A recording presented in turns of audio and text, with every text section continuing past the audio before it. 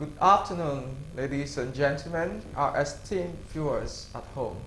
Welcome to another edition of Democracy on the Rule of Law, a show where we delve deep into the critical issues of politics, governance, and the rule of law.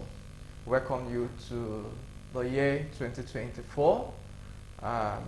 We'll be looking at having a recap of some of the topic we treated last year, which was 2023, and also having a special attention on the judiciary, because 2023, you must agree with me, was a very packed year for the judiciary. So first, we'll start by looking at the Naira redesign. One of the cases that dominated the 2023 was the one on Naira redesign, a policy which foisted social cares and hardship on the citizens in a consolidated lawsuit by the states. The plaintiffs argued that the Naira redesign policy was unconstitutional and should be voided. On March the 4th, the Supreme Court held that the old and new Naira note remained a legal tender. Moving from there, we will look at the recently delivered judgment of the Supreme Court regarding the reversal of Nnamdi Kalu's acquittal. On December 15th, the Supreme Court reversed the October 13th, 2022 decision of the Court of Appeal, discharging and acquitting the leader of the indigenous people of Biafra, Nnamdi Kalu. Moving on from there, we'll also take a look at the Rivers State Assembly crisis. Before President Bola Ahmed Tinubu intervened in the Rivers crisis, the judiciary was in the news for an ex parte order granted by Justice Moina Dagogo of the High Court of Rivers State. Based on the order, Governor Similaye Fubara presented the 2024 budget to 4 lawmakers of the 32 members Rivers Assembly. Moving on from there, we'll also look at the controversy that surrounded the Ondo State House of Assembly regarding the impeachment procedure initiated against the then deputy governor, who is now the governor. And some of these issues and other issues we'll look at on the show today. With me in the studio are my guests, but we'll go on a very short break, and when we return, we'll introduce the guests who are already seated on the studio this afternoon. My name is Kenneth Wimo, your host for today's show. Stay tuned, we'll be back.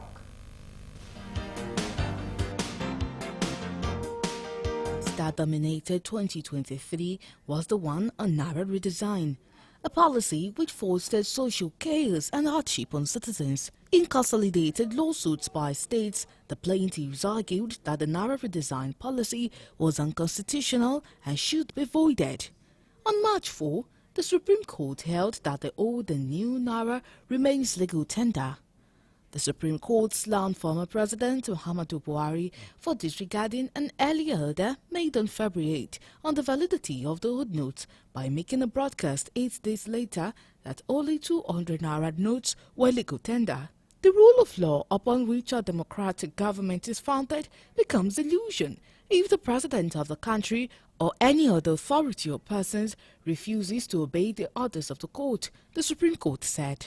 Emefiele was appointed central bank governor by the PDP originally. So let's not forget where he came from.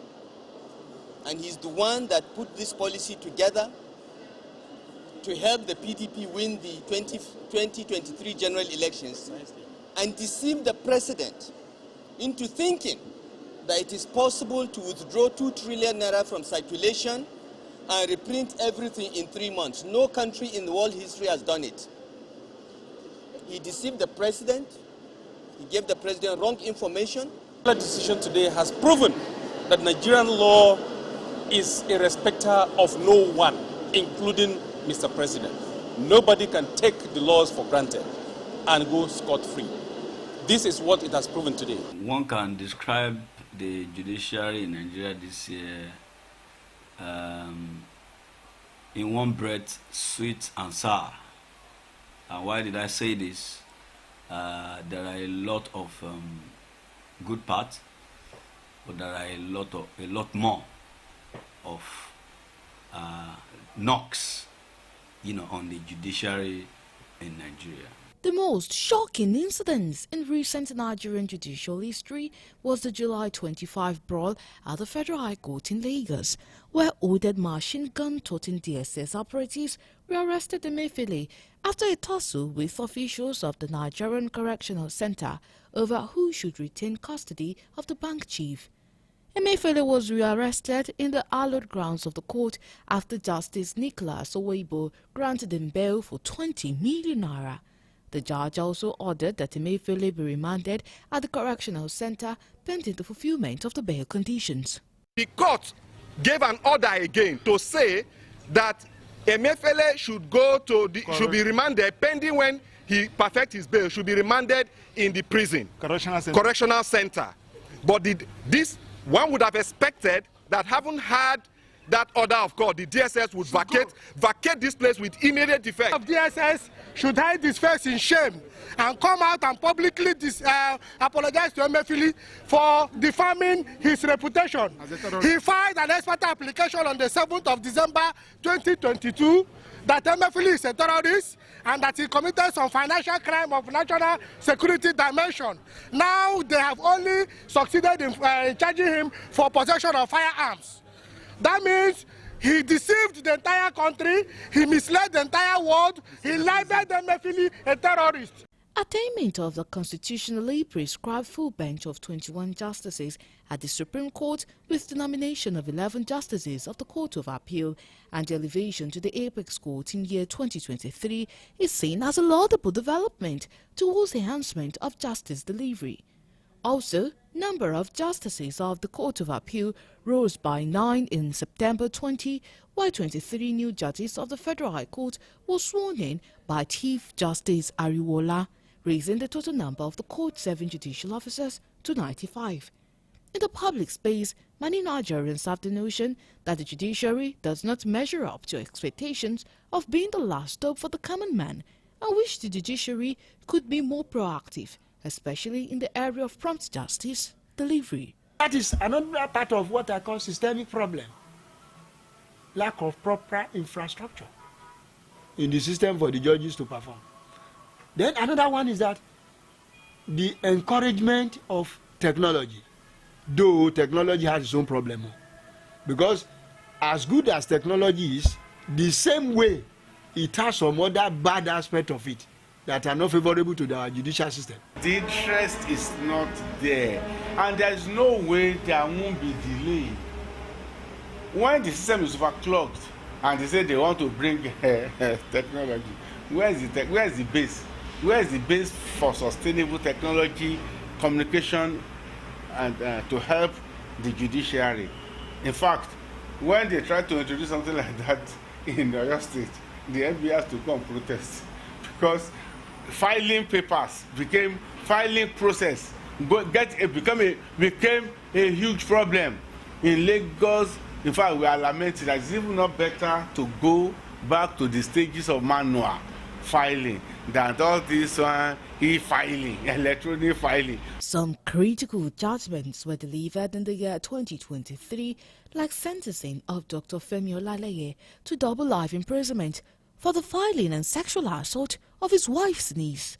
The convict was arraigned on November 30, 2022, and the ruling at the High Court sitting in Tafawa Balewa that Assistant Superintendent of Police ASP Dramvi Vandi is to die by hanging for killing lawyer Omobolanle Rahim last Christmas Day in Lagos. Justice Ibirunke Harrison found Vandi guilty of a one-count murder charge brought against him by the Lagos State government. If you say somebody influenced something, you must have your evidence. We lawyers, we don't believe in hearsay. Ojo said, it's none of my father's business. But I saw Ojo doing it. That is what we call direct evidence and clear one. So it is, I regard all those people talking as, I call them political jobbers who are trying to create problem in this country. There is no evidence. Let them bring out their evidence that this is what they used to influence this one. Then I will believe them. All eyes are still on the judiciary in getting justice for the death of Afrobeat singer Mohbad, who died mysteriously on September 12, and the coroner inquest, which was set up on September 29th, is yet to come up with the final report. Our message is for the youth to calm down, to keep calm and allow peace to reign, as we will definitely get to the root of the cause of the death of this young man, and of course the cause of justice will be served. And once again, we want to assure the Nigerian public that justice will not be aborted. In the year 2024, there is need to bring about some innovations in the nation's judiciary to tackle systemic problems in the system. Infrastructural improvement, improved welfare of judicial workers as a catalyst to end corruption, and creation of more courts across the country in order to move justice close to the people. If you have also the judicial division of the High Court, nothing bad. If you have a judicial division of the High Court, there's nothing bad. If you have a Limosho judicial of the High Court, there's nothing bad. If you have a Ojo, nothing bad. If you have a Papa judicial of the High Court, there's nothing bad. If you have K2, there's nothing bad. So that the workload will be reduced. Justice delivery delay that has also been, in the front burner for so long. How much have we fared, with regards to this? In fact, what we have found this year is that there are a lot more of cases yet to be attended to, when at the same time you are having so much more coming, and then you don't have the facility, you don't have the human resource.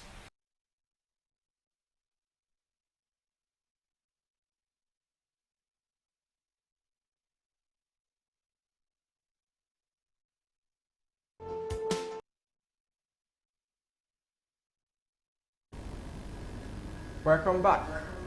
If you are just joining us, you are on to your favorite program, Democracy on the Rule of Law. With me on the show this afternoon, we have Barrister Obiora Ume. Barrister Obiora Ume, welcome to the show. Thank you very much. And I believe that Nigerians and viewers will feel new answers in this new year. Thank you very much. And my second guest for today's show is Barrister Ogulano. Barrister Ogulano, welcome to the show this afternoon. Thank you so much. Okay, nice so without wasting much time, we'll move into the nitty-gritty of the show this afternoon. 2023 was indeed packed with a lot of activities for the judiciary. In fact, all eyes were on the judiciary throughout the year, starting from the issue of the election, pre-election petitions, to the post-election petition, to the Naira judgment of the Naira redesign, and so many other cases that involved the judiciary making pronouncements. As one of the beacon of our democracy, they were really on the spotlight, and all eyes were indeed on the judiciary. So this afternoon, we'll review some of those cases, look at where we are and where we need to be. So Barrister Obiora, going from there, all eyes were indeed on the judiciary last year. There seems to be a lot of attention and focus on the judiciary, ranging from the pre-election and the post-election cases. So to your own assessment, where do you think we are on that score? What do you think, from 1 to 10, the performance of the judiciary on all of these issues that came their way in 2023? Did they cover themselves in glory, or a lot is still left? Well, last year, all eyes on the judiciary was a hashtag, and a lot of people had expectations on the judiciary. And in cases that were not electoral petition cases, judiciary tried.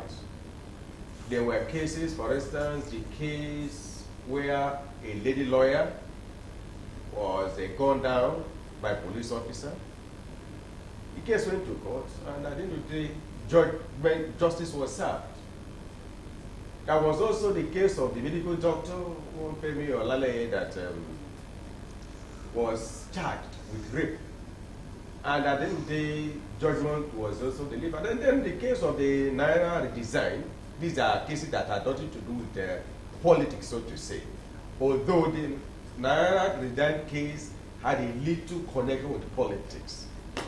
And that's a matter that I would say the Supreme Court tried, because despite what appeared to be pressures here and there, the Supreme Court went ahead and gave its judgment in respect of the Naira redesign.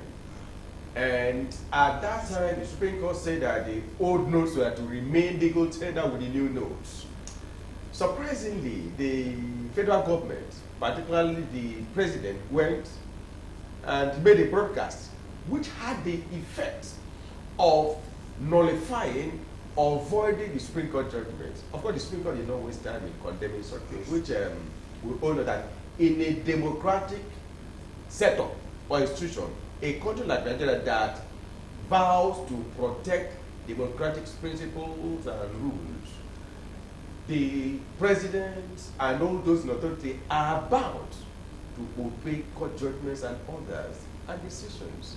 So that's on one side. Then on the side of election petition cases, yes, the Supreme Court and other courts equally did their best. But then one thing is that expectations of Nigerians and the outcome of the elections did not synchronize.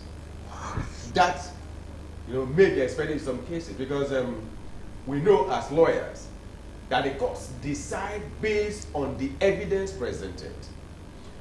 The man there may not know the nitty-gritty of what is there. So I believe that a lot of Nigerians, given their expectations last year in political decisions and judgments of elections, will score, and some of them indeed score the judiciary low. But then, if you ask me, I will still give the judiciary 60%. Okay, 60% is indeed a good pass mark. If it's in university, that would be a B, and a B is a good grade. Yeah. You know? So Barrister Oguna, before we come to you, we want to go on a very short commercial break at this juncture, and when we return, we would also want to get your opinion on the performance of the judiciary this last year and expectation, for this year 2024, the things that lessons learned and correction, and the things that we need to do to improve on the areas that we feel that they tried. So we'll go on a very short commercial break now, and when we return, we'll continue with the show. Stay tuned. We'll be back very shortly. Welcome back. If you're just joining us, you're on to your favorite program, Democracy and the Rule of Law. So Barrister Ogulana, what is your opinion on the performance or otherwise of the judiciary of the last year, and what do you think that needs to be done, in order to improve some areas, some of the great areas that were experienced this year? Well, thank you so much. I really don't think your question is a bit fair, because it's like being asked to assess oneself. Even though I'm not a judge, but the bench does not function without the bar. And indeed, the bar and the bench seen as one family. So I'm a member of the judiciary to all lawyers. In fact, the judges themselves are lawyers. There's nobody who qualifies as a judge. It's by appointment. So, so it's a bit tacky. Being asked to assess oneself or one's family. Ordinarily, you give yourself a pass mark, like my learned friend here has done. Well, the thing is that I generally agree with him. But to me, the court, judiciary, has been the same all over the years. It's not outstandingly wonderful and not depressingly woeful. That's been the general for the past 10, 20, 30 years. You won't say, oh, what a woeful judiciary. You can't put the judiciary in the level of institutions like NEPA, like even the Nigerian police. And being very frank, you can't put it at that level of incompetence or perceived incompetence. But you will be exaggerating by saying what a very wonderful, stellar performance. Of course, the judiciary is quite wide when you think about it.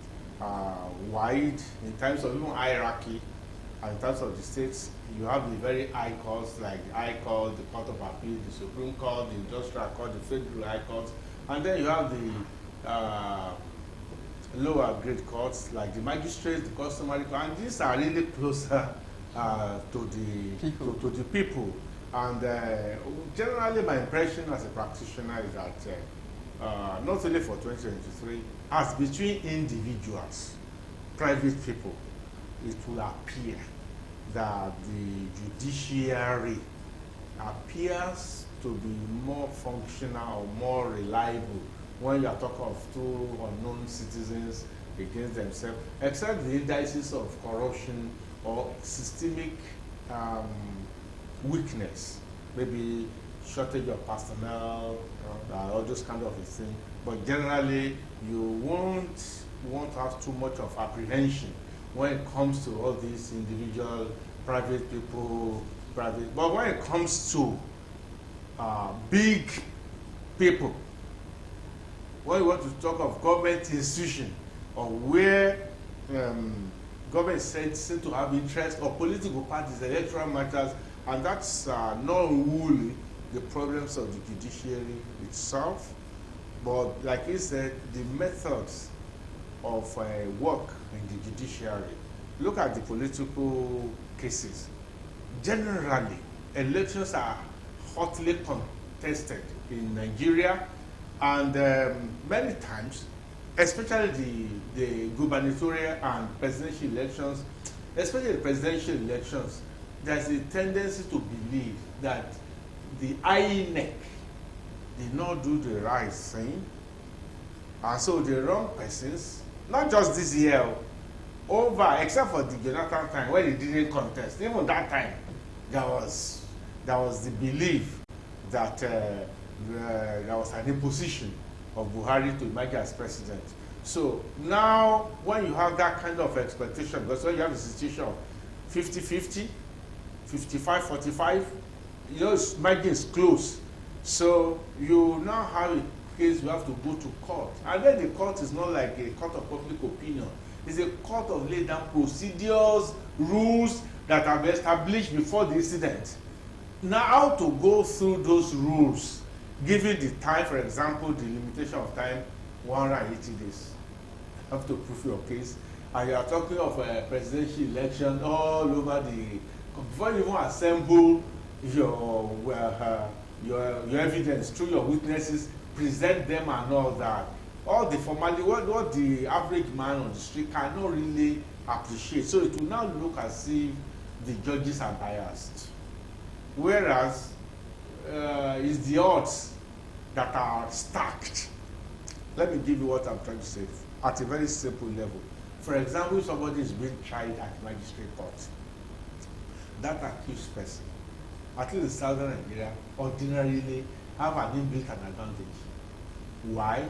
He's free to employ his own lawyers. But most of the time, who are the prosecutors in magistrate court? Policemen. Generally, because they are not lawyers, they are policemen. And some of them that are lawyers have very narrow level of practice, unlike an accused person or a defendant who's gone to town and get very good lawyers, very committed. Meanwhile, the police prosecutor has about 27 cases, 30 cases every day. So the commitment, the competence is not so. But except you are a lawyer, you may not know that that particular defendant, the chances of him having success is higher at the magistrate court than at the high court, where usually is the state council that comes, trained lawyers that come to face your own lawyer. I'm just giving an example. So when you now go through the process mechanism of prosecution defending your cases in court, including electoral matters, disputes, then there will be issues. And you know, but when you look at the level of the senior advocates of Nigeria, most of the cases, presidential cases, are handled by senior advocates of Nigeria. These are supposed to be the top echelon of the legal profession. Yet, you see how at the end of the day, they will look as if they don't know what they are doing, as if they are not competent. It's not that they are not competent, but it's like somebody is swimming against the tide of the river. So when you are swimming against the river, it will now look as if you are a bad swimmer. You are not a bad swimmer, but the odds are too much against you. So that is the reason when people look at, when they say all eyes on the judiciary, it was not complimentary. It was derisive. It was intimidating. It was sarcastic that they have come again. That we lawyers, and lawyers including judges, help politicians to emerge through the back door to offices. So much so that people are now saying that the election matters are not supposed to be going to the court. INEC must do the proper thing. The judges are not supposed to be the one. Few judges are not supposed to be the one saying eventually this is the winner.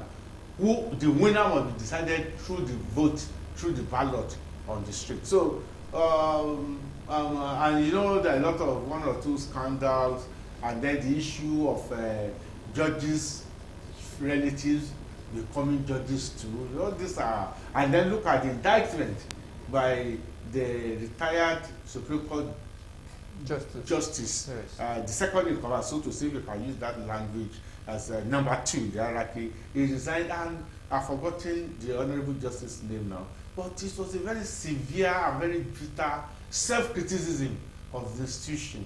And it was not the first senior judge that was taken for saying that this wife about 16 years ago had said almost the same thing. And you are talking of Supreme Court. Let me tell you, the rot of the Nigerian system generally has hit the judiciary, and it has lowered the reputation of the judiciary, the reputation of its integrity in the eye of the ordinary one on the street. Yes, that brings me to a follow-up question on this. Shouldn't the judiciary be impeccable given the lofty role they occupy as the watchdog of our democracy? Shouldn't they be impeccable, whether it is for cases involving private citizens or for electoral cases? Okay, you asking? Yes. Oh, okay. Oh, very well. When you say should, you are trying to approach this. Should. Every reason person must agree with you that they should, in fact, they must, go out of the reality of life. Okay, Barisobiarome. Yes, they should. He had said they should be impeccable, given the fact that they are the watchdog of the society. And also, I guess that was why the citizens were very, very attentive to what was coming from. They are, metaphorically called the last hope, yes, of the common man. Yes. So, what do you think can be done? Of course, every problem should have a solution. Yes. Yes. So, what do you suggest, should be done, to give our judiciary that pride of place that they ought, that the society expects them to uphold the principle of justice without fear or favor? Because now it seems as if there is a kind of fear when it's private citizens who can expect something good. When it's political, when it's heavyweight, there is this kind of jittery, in pronouncement. So what do you think? Because that has to do with independence. When people are not independent, there is always, this tendency to dance to the tune of the person who pays the piper. Yes, I want to say right away that what ought to be done to restore the confidence of the masses in the Nigerian judicial system is enormous.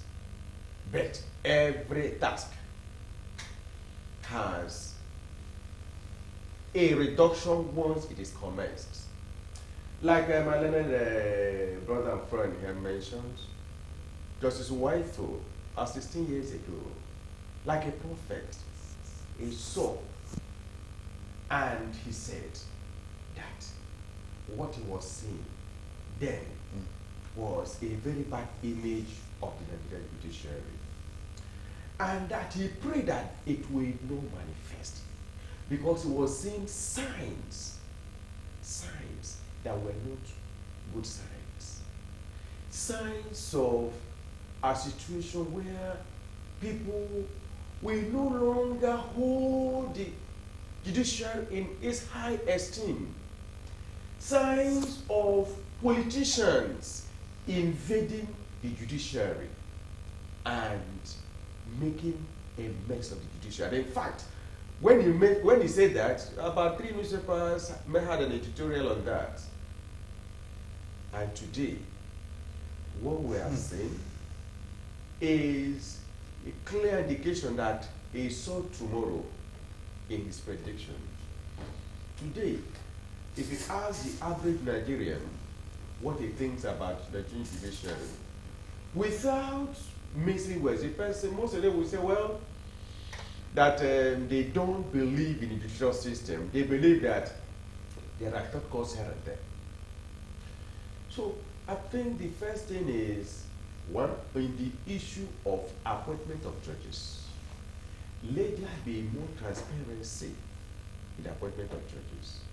Let's also have a system where merit in appointment of judges is given primary consideration. Let it not be that if I want to be a judge and I have somebody, a relation who is a judge, then we think that I'm home and dry, whether I am competent to be one. That is not good for our system. We've seen in Nigeria where it appears that some people in the hierarchy in the judiciary have made ways for their sons, their daughters, their in-laws to get into the judicial system as judges. And these things are not good for our system. Even if those their sons and daughters are very competent, the fact that it appears they use their position to bring them in appears not very good. So, like somebody suggested recently, that there should be a law that clearly sets down the criteria for appointment, qualifications, and then let it be a level playing field for those that are interested. You are interested to be a judge. Let it be an open thing. You understand? If it even means conducting examination, written and oral, for those, let us have our best hands on the bench. That's the first that needs to be taken. Number two, there is need for our judiciary to look inwards and do inner cleansing. And the Supreme Court Justice said, because he said that he saw corruption creeping into the judicial system, even to the high ranking of the courts. And that's not good for our system. Let there be an inner cleansing. And then those whose hands have been soiled should be, either shown the way out or appropriate sanctions applied. Those that are doing the right thing should be encouraged. Again, and that's something, let there be a proper synergy, particularly in the area of the Court of Appeal. We all know that there's just one Court of Appeal in Nigeria. The divisions are for administrative purposes. But it is not always a good omen. It's not always good news that a division of the Court of Appeal, for example, in Lagos, took a stand and delivered judgment on an issue, and another division of the same court gives something totally contradictory and conflicting to that. The impression that average person gets is that water may have passed under the bridge, because people believe that if it has to do with the same thing, same facts, Why would there be two contrary decisions?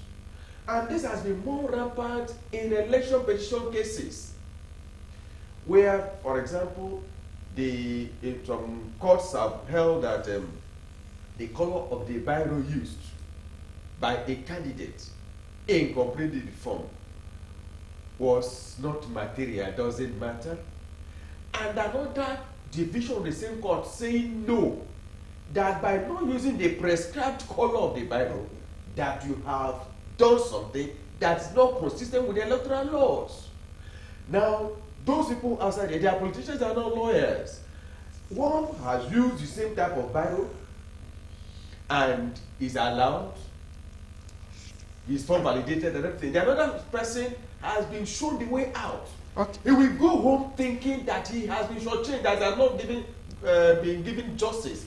So, and that is so. There need to be consistency. When I say synergy, consistency, let there be a way that the justices of the Court of Appeal will see the judgments of all the various divisions and then show harmony. Because because one thing that is that there has to be certainty in the law. All right, very so you talked about, of course, as we go on, because of want of time, we talked about the appointment of judges and inner cleansing on the synergy between the appeal court. So, Barrister Ogulana, there's something that is fundamental that I believe that the audience, can you please tell us what is the role of the judiciary in sustaining democracy?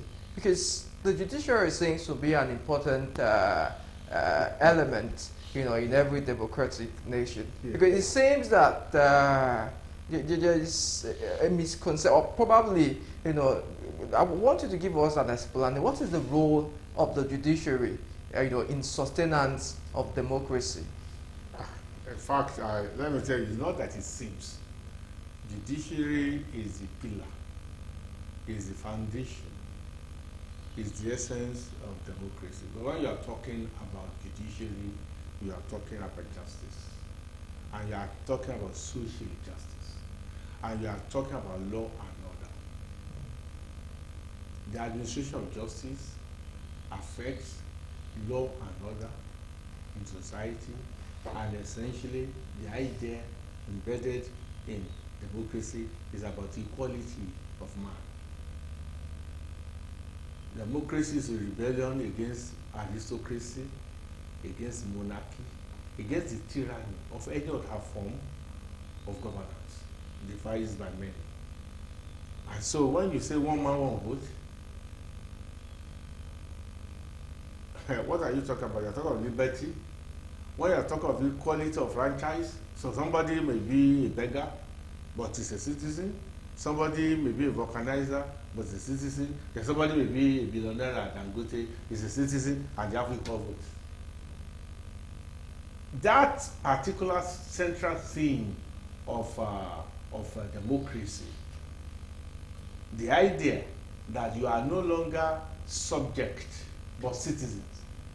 Your citizenship status, the quality of it, the verification of it, the assurance of it can only be given not by the executive, not by even by the legislature, but by the judiciary that will interpret and ensure that all the essences of democracy, whether to the high, whether to the low, like you said, fear or favor. You were saying the other day, a judge, maybe you had once said, a judge, the judiciary is supposed to determine without fear or favor. So, any institution that has that responsibility in any society, how do you decide without fear or favor and equally and with equity between a king and a subject? But democracy does not recognize kingship. No, we are all citizens, and the only thing that is superior above everybody is the law. Who is the guardian of the law? The judiciary. And that is why the judiciary, if they do themselves, you know, people say, Awalagba, Adire Fufun, Baba Adire. We are the chieftains, the elders. It is the white cock that is the chief of all the ends. You understand? If the judiciary understand the nobility, even the lawyers like to call themselves members of the noble profession. Noble. the nobility of that profession to be able to do justice between two people, and just so beautiful. He is a lawyer. Anybody who's a lawyer will know how nice you feel when you go to a court and justice is done, even if it's against you. You feel there's something that's so cool meeting a good judge who is independent, who is fair-minded, who is knowledgeable, and who is courageous, and he did the right thing. I think I was one of the judges now promoted to Supreme Court, Abib. We used to be in Lagos High Court, Justice Abiru, Justice Akim Abiru. I heard a story when he was here. There was a matter before him, and the judge now said, everybody, hold on. This particular case about this land matter, the land in question has been allocated to some of my brother judges. You people may not know. So, are you sure you have the confidence that he was asking the two counsel to ask their clients whether they have the confidence that a judge of the Lagos State High Court who is presiding over this matter, do you understand, is also many of his brother judges are adoptee of the same land, so that do you really think I'll be able to do justice knowing the antecedents of that judge? The council met with their people, and all of them said they are okay with the judge. At the end of the case went the way of people who are his brother judges. Do you understand what I'm trying to say? That's so beautiful. That's so beautiful. Say, I'm going to court. I'm going to court. And you know the importance of the judiciary to create peace in society is so high. In fact, a bad judge is worse than 1,000 dangerous policemen or soldiers. Because once it gives, the idea of a strong judiciary increases the stability of law and all that. People say, let's wait till when the judiciary talk on this matter, we know they are talking the truth. The idea of truth and justice and peace goes together. Yes, even now people give this rhetorical, they said, even offenders say go to court. Go to court. Only that in Nigeria, like I said, it's sarcasm. When they when in Nigeria, when they have cheated well, they will say, oh boy, go to court. They know they have rigged and polluted the temple of justice. That's why they are so encouraging. They say, go to court now. When you go to court, they will now come with 1,001 booby traps to frustrate you, to delay. And you know, when you, for example, look at the small matters of landlord and tenant, because of they come today, come tomorrow, delay and everything, some landlords will say, me, I will go to court. I will go to Abajebu. I will go to Ijebu. I will use Juju. I will go to OPC. I will go to Masop. I will go use stocks. I can't even go to court. And it still affects our earnings as lawyers, because the confidence on that sector by the masses is not too bright. They will say, hey, they will debate among themselves. Should we go to lawyers? Should we go to Ajagunmale? You know Ajagunmale, those people warlords defending people who snatch land. They even go to court now. They say, that 3 rule 4, come to my adjournment of delivery. But if I go to one talk in motion, and they break something down, when we enter the land, and let's go to court, we have already dislodged you, is because of perceived incompetence of the administration of justice. So assume that it is muscular, it is dependable, it is reliable, and it's competent and fast. So therefore, part of the problem is cannot be fast is this. The facilities for the judiciary is overwhelmed. Okay, but so we'll go on a very short break. We'll come back on the speedy delivery of justice, because I think that is also another angle that we'll need to, because they said the justice delayed, justice denied. So we'll go on a very short break, and then we'll come back to continue this conversation.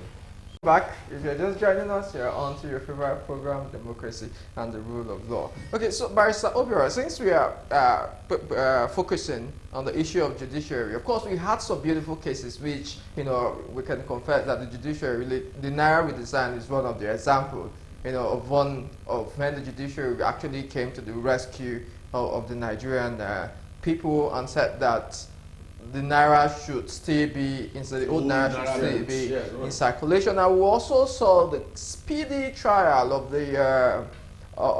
the killing of a lawyer, Mrs. Mobolanle Rahim, last year. That case was decided within 6 months. Within 6 months, and this is some of the things we expect of the judiciary. These are the beautiful moments, of the judiciary last year, and a couple of other cases that were not political.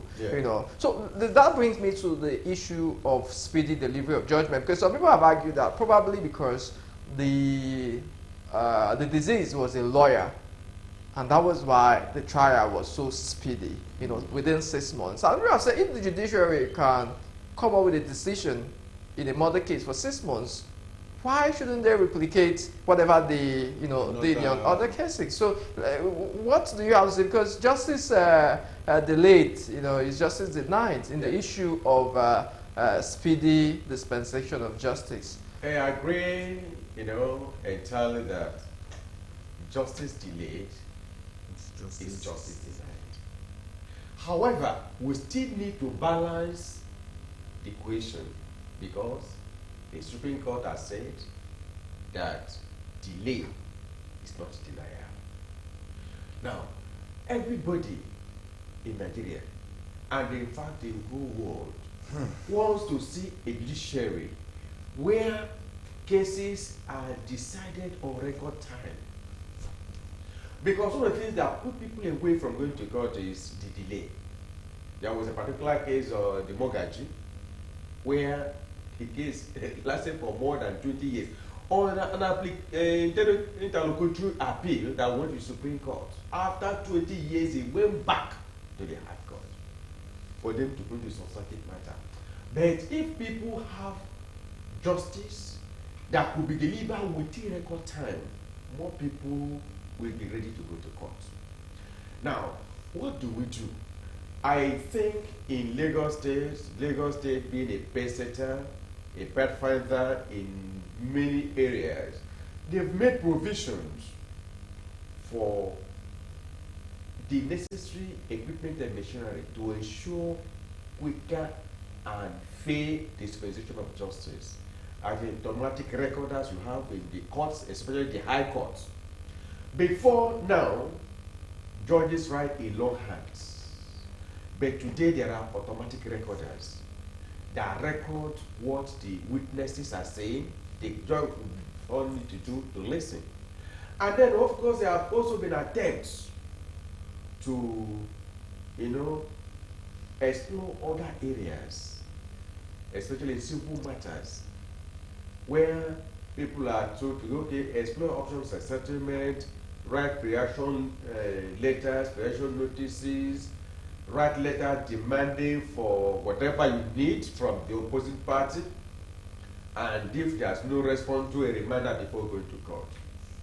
These are things, but I still believe that more can still be done. First, in Lagos, where we practice, the e-filing is one of the things that we observe is a bottleneck. I recall, years back, when you can go to court, file your papers that same day, and get an ex parte order of interim injunction if there's extreme emergency, and if a restorative order or an order of injunction is not made, something may go wrong. I recall on one of these days, I was at that time with the late Chief Ganifa Omi in the chambers. Ghanaian sisters' landed property was to be auctioned on a particular day, and he got the brief the following day. We walked through that day. In the night, the following morning, we went to the High Court at Ikeja. We filed the necessary processes, and Ghanaian led us. The matter was assigned, and the matter was, the ex parte application was taken, and an order of injunction was granted, and the sale, which was scheduled for 12 noon, was aborted because before 12, the order of the interim injunction was already served, and that was it. So we recall those years, those days, that, you see, if there are emergencies, you quickly go to court and stop what will, appear to be an irreparable damage being done. Of course, in such situations, you are required by law to give undertaking that if you have misled the court, you pay damages. Okay. So today, such things, can hardly happen because of the way the practice rules, has been fashioned. Although I see it as a good attempt to speed things up, but of course there are still some, exceptions that if there are irreparable damage could be done, you can still, apply for waiver of these other protocols and so on. But see, I believe that we can still do more. Like I mentioned. Yeah, is there an issue of manpower or is there an issue of non-employment of technology? E-filing stuff was meant to speed up filing, but it's not really e-filing, so to say. It's a hybrid because a proper e-filing procedure, you can stay in your office, prepare your papers, sign them, and then file them from your office, get everything done without having contact with any of the officials at the registry. But that is not what we do. You just prepare your papers, take them there for manual initially. You now go for assessment, then you now start the process of scanning. After the scanning, then they will generate temporary suit number, reference number, and do those things. It wastes a lot of time.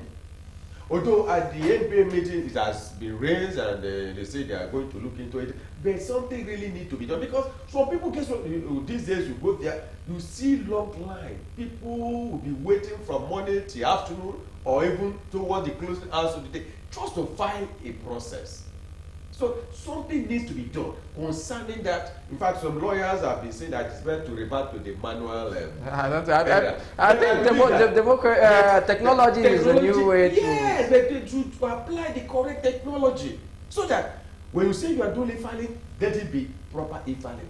And again, you see, there is still something, although it concerns my brother. Okay, we are almost out of time. I'm sure that there are some of those bottlenecks before you can get justice, before you can get to the court, before you have access to justice. We are almost out of time. So, Barrister Ogulana, let's look at, we have talked about, the speedy dispensation of justice as one of the hallmark of justice, justice delivery.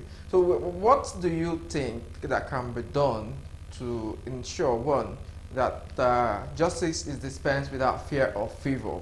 Because, yes, we can expect a whole lot from the judiciary, but the condition must also be right for them to be able to function. If the conditions are not right, we might be cherishing an illusion by expecting them to...